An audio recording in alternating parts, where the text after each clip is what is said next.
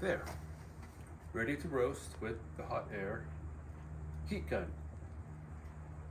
That's redundant.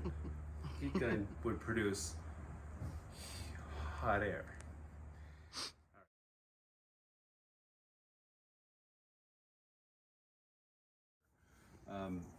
So let me explain what I have set up here. This is my hot air roasting method. I do up to a pound with each roast. I try to create a small microclimate in here. That's redundant. We're going to use my heat gun. I bought this specifically to roast coffee. It has not touched anything else. You can see it has been used quite a bit. I have several different heat settings, 2 fan settings on it, so I do have some control over the heat. This is about maybe a $35 or $40 item. I think it was my most expensive purchase in doing this, and I've been using this particular heat gun for like almost 10 years, and it's held up well. I modified it with I wound up a coat hanger so I can stir it. I have a constant distance that the heat is from the beans. So that works out well. So what we're going to be roasting today, I have a whole butt ton of beans here, seeds. I have 4 pounds of decaf. It's a Swiss water process. No chemicals are used. And right off the bat, it looks like they're already kind of sort of roasted up. Compare that to my Brazilian honey process. You can see the difference. A washed processed bean is going to be even greener yet than the honey processed here. The decaf bean is softer already due to the processing of the decaffeination process. So it's going to roast up a little bit different. Okay, next I have 7 pounds of Brazilian honey processed. This also is good from a light roast all the way to dark roast. And let's say this is good for an espresso pour, should you choose to use espresso. But I'm not going to go that dark with it. I may actually do a couple of pounds here to a dark roast, just for comparison. But mostly it's going to be a medium roast. Okay, so that's what we have right over here. This is going to take about maybe 2 hours of roasting since I'm doing 1 pound at a time. And it takes about maybe 15 minutes to get a roast complete from start to where it's actually cooled off. So that's the beans we're going to work with. Okay, on my roasting surface here, I have a colander. I have modified it with a K-probe probe sensor going on through, and that travels up into my thermometer here, so I can get a rough estimate of what the temperature is as I'm roasting. Okay, next, when I've decided to finish the roast, I turn on my shop vac that I have set up here, and there you go. I'm vacuuming out the hot air. While I'm doing that, I'm actually stirring the beans also. So that process there is going to take a couple of minutes to cool the beans down. Just like with eggs, just like with eggs.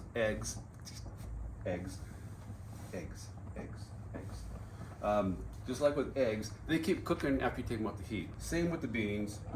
You stop the roasting. They're gonna continue to cook. You wanna stop that as quick as possible.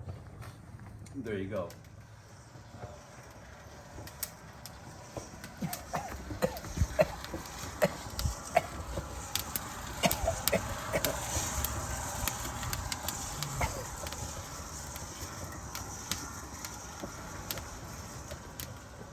It's almost 360. That's 360. That's a full circle. So, yeah, that's a roaring first rack. I think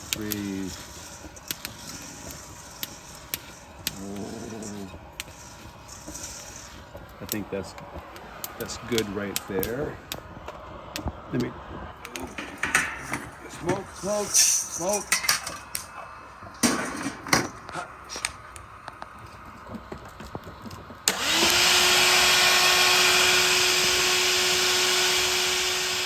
Preheating.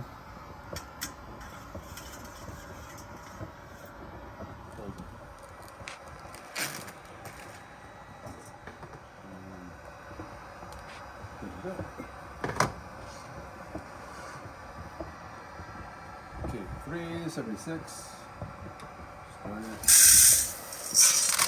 Shit. I mean. Okay, so from this point, it's going to start cooling down to about maybe 150, 140.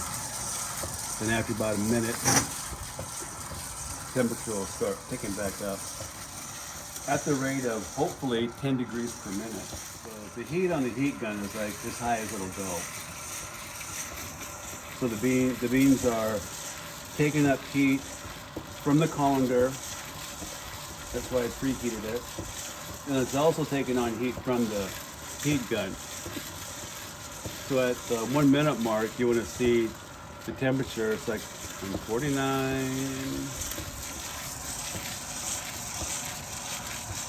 It's 1 minute, 7 seconds. And the temperature's going up. So I'm right about track. The reason I'm tracking it, we're using time on here, is it gives me an indication of where I'm at as far as how much heat I'm putting in.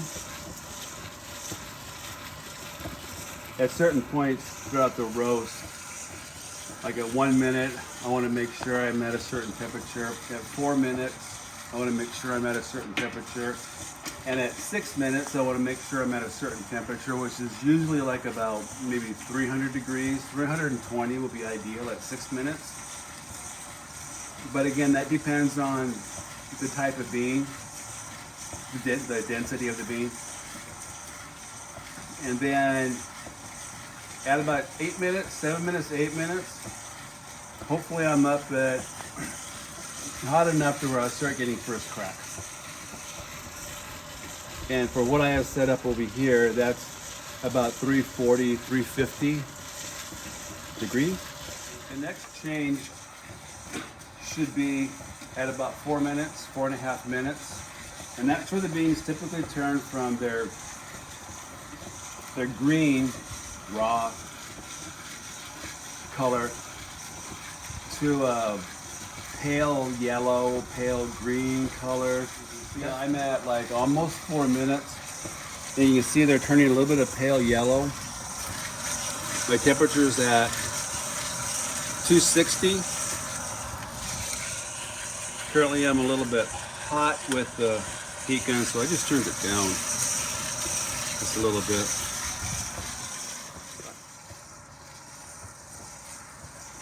So I'm about 7 minutes, 20 seconds. I'm just at 320, and there's a few first little cracks. It doesn't really indicate that it started, but first crack should be starting here pretty soon. Okay, so we're in the development part right now. First crack is actually definitely started. I'm going to back off on the heat a little bit. I'm at 11 minutes now into the roast.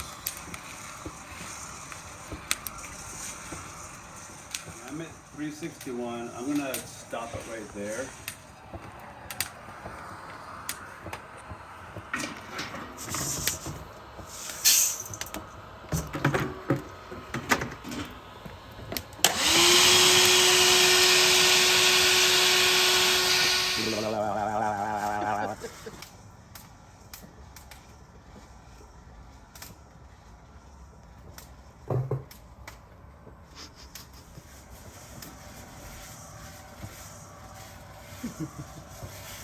Magical.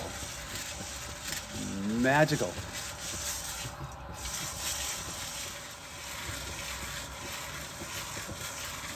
Yeah, I'd like it to be at 6 minutes. I'd like that to be at least at 300 degrees.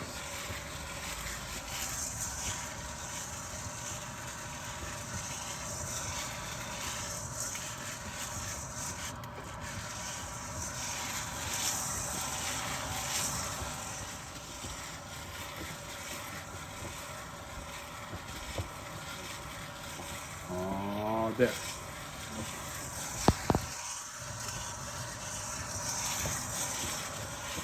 The development starts when the first crack officially starts. We're in the browning stage. The Maillard reactions are taking place. All of those sugar molecules and all of those protein molecules are combining to make new compounds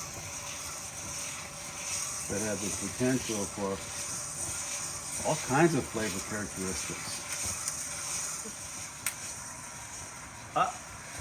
So that was an outlier. That little, it wasn't me. That wasn't. So a lot of this is how it looks, how it smells, the indication of smoke and the little cracks, pops. Temperature and time are just a guideline. That's the chaff.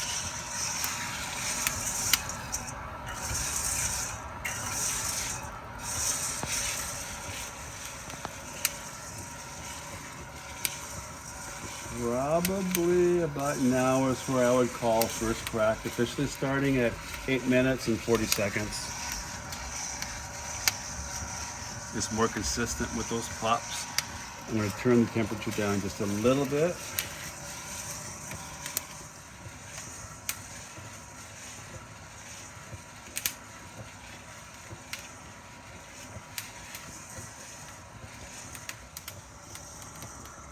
See how it's getting smaller?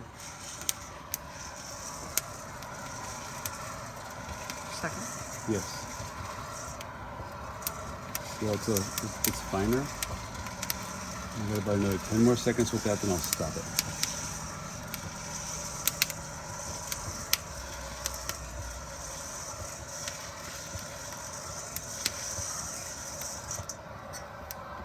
Okay.